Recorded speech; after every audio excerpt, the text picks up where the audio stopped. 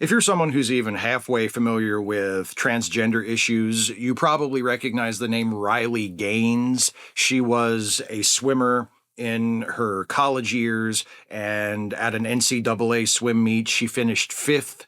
And the swimmer of that particular race who finished fourth was Leah Thomas, the trans woman who was a swimmer. And ever since Riley finished fifth, behind fourth place Leah Thomas, she has just not been able to let that go and has kind of turned representing quote unquote real women's sports and opposing trans people participating in sports, and particularly trans women participating in women's sports, into kind of her whole thing. She made losing to a trans person in an athletic contest and then not being able to get over it into her career. Isn't America a wonderful place where you can just do that? The sky is really the limit. But anyway, recently, last week in fact, Riley Gaines was a guest on Charlie Kirk's show, and among other things, she said this. Fundamentally, talk about the transgender issue more broadly, Riley. This all stems from us appeasing a mental delusion, trying to accommodate a psychological condition, which then, of course, invades female privacy, female sports, so on and so forth. Riley. Well, yeah, I mean, as you said, this is the most basic of truths, man and woman. It's the sheer essence of humanity, a truth we have never struggled to understand in the nearly 250 years we've been established as a country, and certainly much longer than that. Hate to break it to every single person listening to this, you are all here from man and woman, and that is what we're being asked to deny. And understand, if we as a society will deny that, again, the most basic of truths, then I think the scarier thing here is there are no limits, right? We should be asking ourselves what's next. If we are willing to deny sex, okay, are we willing to deny age? Which I personally believe this is the direction that's going. I believe the gender ideology movement as a whole really is an attempt to normalize pedophilia across the board. And I think that's what we're seeing with this movement.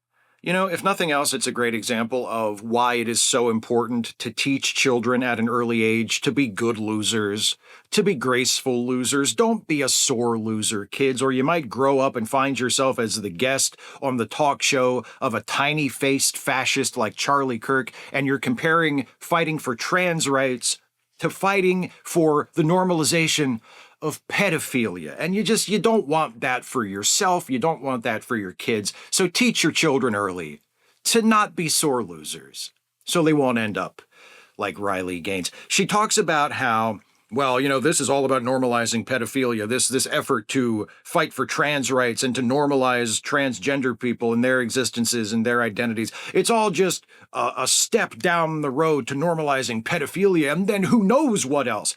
And this is nothing new. None of the arguments that any of these people make against rights for whatever marginalized group they're targeting are ever new. They're just updated. They just do a search and replace in their script to replace the name of whatever the last minority group was with the current minority group that they're attacking, trans people in this case.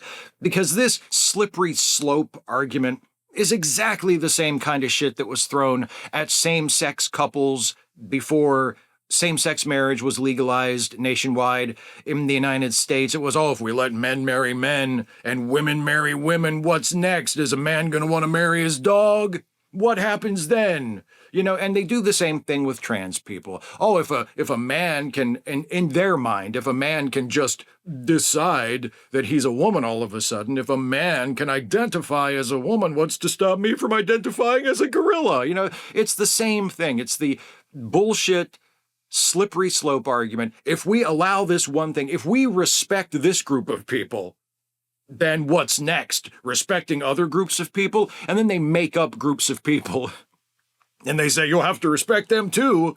People who fuck their lawnmowers, you're going to have to respect them. That's going to become a protected identity. Is that what you want? That's the only real argument that they have, the slippery slope. And it never makes any sense because, first of all, there is no correlation whatsoever between trans people and pedophilia, or trans people and any kinds of attacks or crimes against children. That's a complete non sequitur. It's just scaremongering. It's just scapegoating. And it's just making an excuse. It's citing one of the worst crimes imaginable, a crime that is probably the most universally hated and condemned form of violence and exploitation there is. Sex crimes against children. We all agree that that is completely unacceptable and horrifying every time it happens, and we should all be incredibly pissed off and upset anytime it happens, and we should all do whatever we can to prevent it from happening as much as possible, right? So that's the boogeyman that they point at when it comes to trans people. They try to blame trans people for pedophilia, for child abuse, for child sex abuse specifically.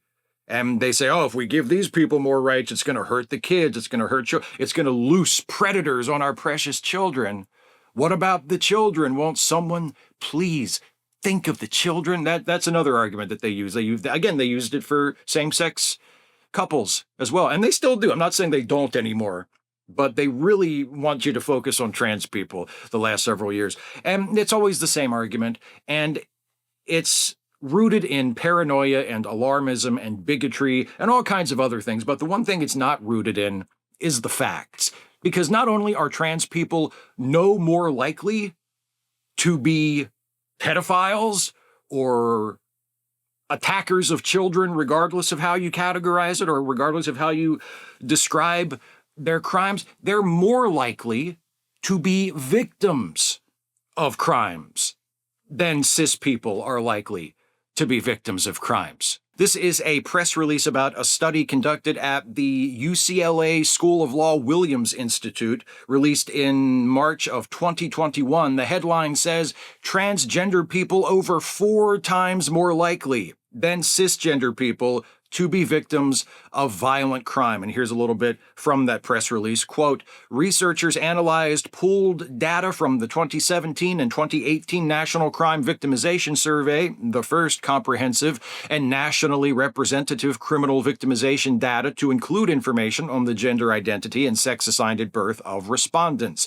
Results showed that both transgender women and men had higher rates of violent victimization than their transgender counterparts, but there were no differences between transgender men and women. And what that means is trans people as a group, regardless of their gender, are more likely than cis people, regardless of gender, to be victims of violent crime, 4 times more likely to be victims of violent crime. But there was no difference between trans women and trans men when compared to each other. So trans people as a group, 4 times more likely to be victims of violent crime than cis people. And yet, for some reason, it's trans people who people like Riley Gaines and Charlie Kirk identify as the threat against us, and especially against our children.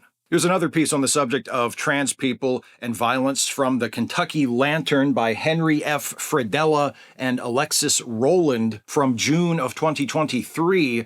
Quote, as far back as 2001, Republican lawmakers proposed the first of what are now nearly 900 anti-LGBTQ bills. More than 500 of these were introduced in 49 state legislatures and the U.S. Congress during the first 5 months of 2023. To date, 79 have passed.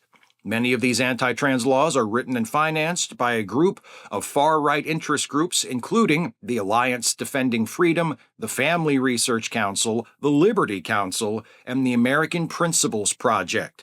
These groups claim their proposed laws would protect cisgender women and girls, those whose gender identity matches the sex they were assigned at birth, from the sorts of violent trans people that are often depicted in movies and other media. But as criminologists, because, the authors of this article are criminologists, as criminologists, they write, we know these claims are without merit. No reliable data supports the argument that transgender people commit violent crimes at higher rates than cisgender men and women. In fact, transgender people are more than 4 times as likely to be the victim of a crime as cisgender people. But even though those are facts, I'm sure some of you have heard what appear to be contradictory facts. You may have heard the results of other studies that suggest that trans people are more likely to be criminals than cis people. I've got a source for that too. This is from the Movement Advancement Project, headline, Unjust: How the Broken Criminal Justice System Fails Transgender People. Quote, combined with policing strategies that profile and target transgender people, particularly transgender women of color, the result is high rates of criminalization of transgender people. For example, a shocking 21% of transgender women have spent time in prison or jail, compared to only 5% of all U.S. adults. And 1 in 5, 22% of transgender people report being mistreated by police. So, yeah, why are trans people statistically more likely to have a criminal record than cis people? Why are they statistically more likely to have run-ins with the cops, to have been arrested, to have been charged with crimes? It's because they are targeted disproportionately, both by cops supposedly enforcing the law and by legislators who make laws and about those laws. Quoting again from the article, among the variety of laws that disproportionately impact transgender people, bathroom laws. Over the past year, cities and states have debated and in some cases passed laws criminalizing transgender people for using the restroom that matches the gender they live every day. In the 2015-2016 legislative session, at least 20 states proposed legislation restricting restroom access for transgender people. And as you heard from the previous article that I read from, which was written more recently, that number has only increased since the 2015-2016 legislative session. Continuing, HIV criminalization laws. Transgender people are among the groups most affected by the HIV epidemic. People living with HIV, including transgender people, face a patchwork of outdated and reactionary laws that penalize behavior by people living with HIV, even if those behaviors carry no risk of transmission or unintentionally expose others to the virus. Criminalization of sex work. Faced with discrimination at school and work, high rates of homelessness, and limited access to meager safety net supports, some transgender people engage in sex work to earn income or trade for housing. Because transgender people, particularly transgender women of color and undocumented transgender immigrants, may be disproportionately represented among individuals engaged in sex work, they are frequent targets of laws criminalizing prostitution and related offenses. Police generally have wide discretion under these ordinances, and they often arrest individuals for vague violations such as loitering with intent to solicit. Sure looks like Riley Gaines and every other transphobe who claims that they're only concerned about protecting children from predators when they attack trans people have chosen the wrong group, doesn't it? I mean, if their concern about children and children's welfare is legitimate and sincere, and who would dare question that? Of course, their concern for the children is sincere and born of no ulterior motive whatsoever, right? That being the case, why are they targeting trans people? They've obviously just innocently got their facts wrong, haven't they? They have somehow gotten the impression that trans people are a threat to cis people and particularly to children, but that's not actually true. So if Riley Gaines and Charlie Kirk and all the other transphobes who are concerned about the safety of children really want to target a group that seems to be a danger to children, maybe there's another group that they should be focusing their efforts on, and maybe it's even a group that's a little closer to them than they think. So here's what I did. I Googled Christian pastor arrested. That's the exact phrase. You can see it there on the screen, and that's all I typed. Christian pastor arrested. And let's take a look at the results that Google search got. Top result from AP. March 17th, 2025, things to know about the former megachurch pastor, and then the headline cuts off, but the summary below kind of gives us an idea of what it's about without having to click through. A former pastor of a Texas megachurch has surrendered to authorities in Oklahoma on child sex abuse charges. Right below that, from the BBC, April 1st, Christian preacher in India gets life in jail for raping woman. So it's not just an American phenomenon, it's a global thing.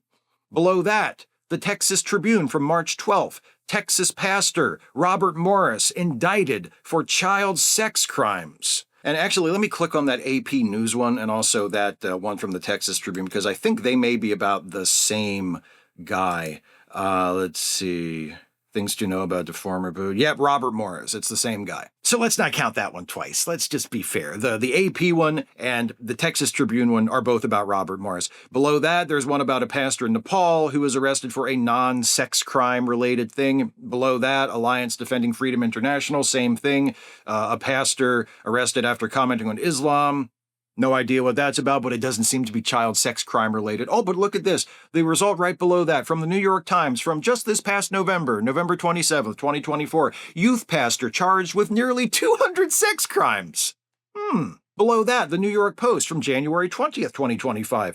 Pastor arrested for sexual battery day after preaching about. Let me click through there and see what that one says. Pastor arrested for sexual battery and kidnapping day after preaching about letting bygones be bygones. I wonder why that particular message was on his heart that day, huh? Let's keep going here. NBC News. Michigan youth pastor arrested on charges of criminal. Got to see what the end of that sentence is. Michigan youth pastor arrested on charges of criminal sexual conduct against minors. How about that?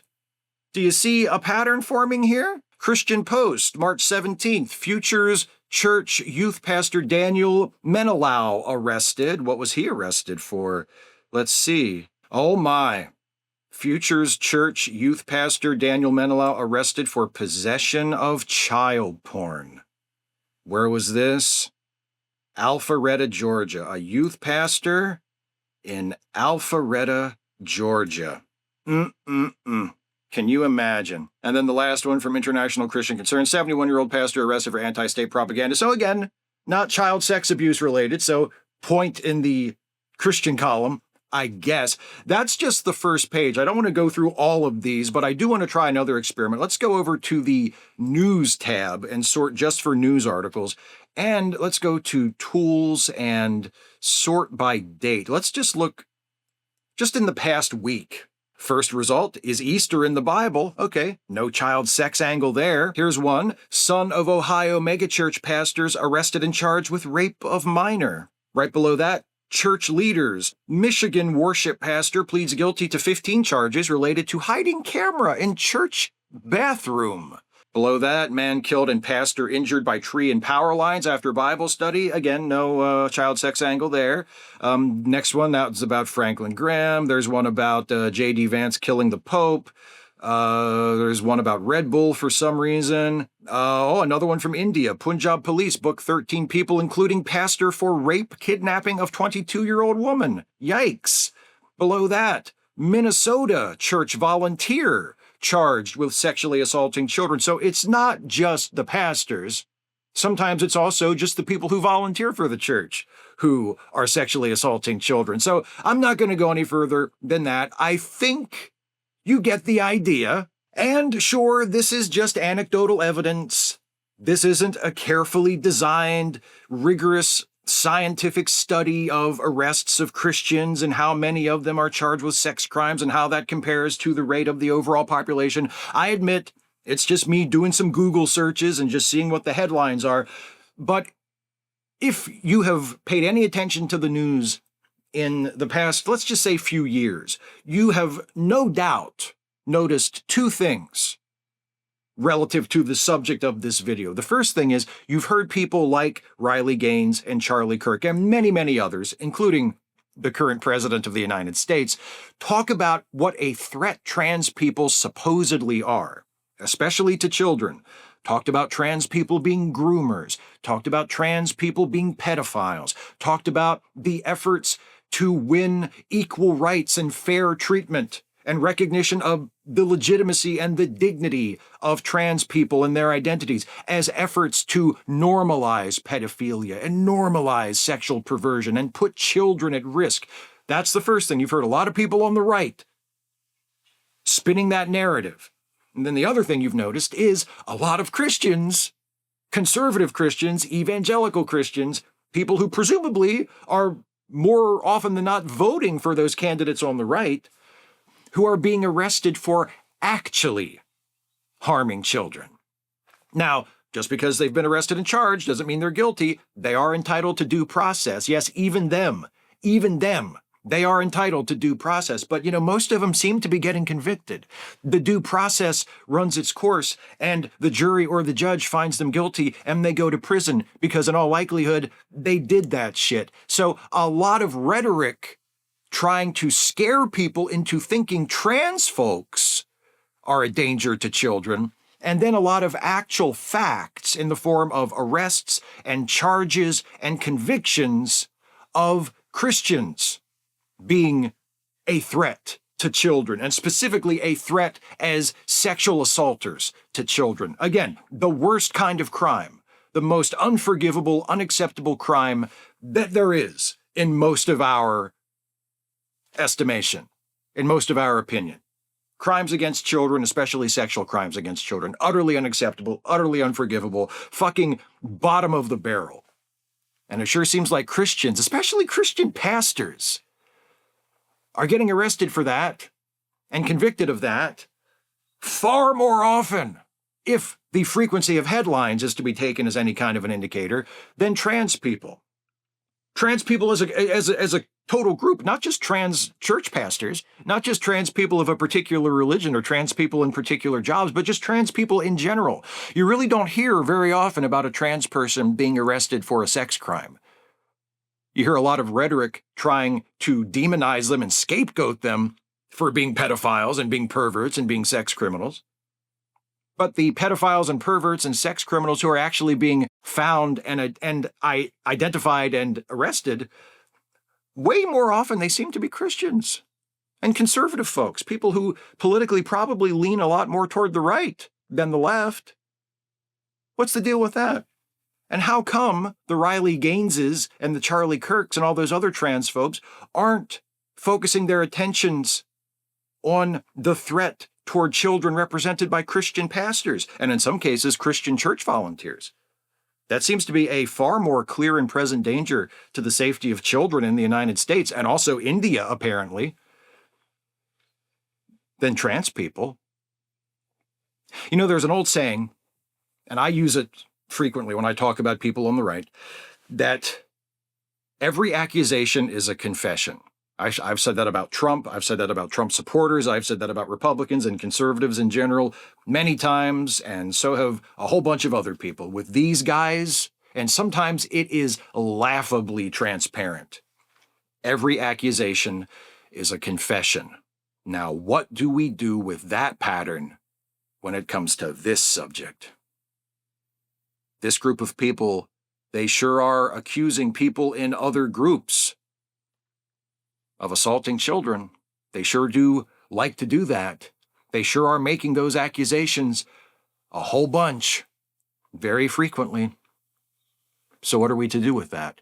What conclusion are we to draw from that? Now, I would never, ever accuse a conservative, a right-winger, a Trump supporter of being a pedophile just because they have accused a trans person of being a pedophile. That would not be fair. That would not be factual. That would be leaping to a conclusion that, absent some more facts, is completely unwarranted. So I'm not going to say that Riley Gaines or Charlie Kirk or all of these other transphobes who are constantly beating this drum, trying to paint trans people as a threat, are actually doing the things they're accusing trans people of doing. I'm not saying that. I will say that, again, statistically, factually, as far as we have been able to discover the facts up to this point, trans people as a group are not a threat. They are the threatened. And the actual threat to children seems to be, more so than trans people certainly, Christian pastors, conservative people, right-wing people, cis people. None of those Christian pastors who were charged or convicted of child sex crimes in those headlines I just read are trans, presumably. I would wager that none of them are trans. And there's another old saying that cautions us against making accusations against other people because it tells us that when you point a finger at someone else, remember, you've got 3 fingers pointing right back at you, and that's just a physical fact. That's just an anatomical reality. If you point your finger at someone like this, look at that. There's those 3 fingers pointing right back at you. Again, I'm not accusing anybody of anything. I'm not accusing any transphobic people of being guilty of the crimes they have accused trans people of doing just because they've made the accusation. All I'm saying is just keep that little bit of wisdom in mind. When you point a finger at someone else, you've got 3 fingers pointing back at you. Now, I myself am not going to be held accountable for that. I'm not going to be found guilty of that particular practice. This right here, this is just for demonstration purposes. As I've said many times already, I'm not actually accusing anybody of anything. This is just to let everybody see, for illustration purposes, how that whole 3 fingers pointing back at you deal works. If I were going to show a finger to the Riley Gaineses and Charlie Kirks and all the other transphobes of the world, I wouldn't be doing it like this. I'd be doing it like this. And that actually works so nice for what I'm trying to say, because the middle finger goes up, and that stands for basically go fuck yourself. That's what you can do. And then the other 3 fingers point down, which, according to traditional beliefs, is the location of hell, which is where you can go.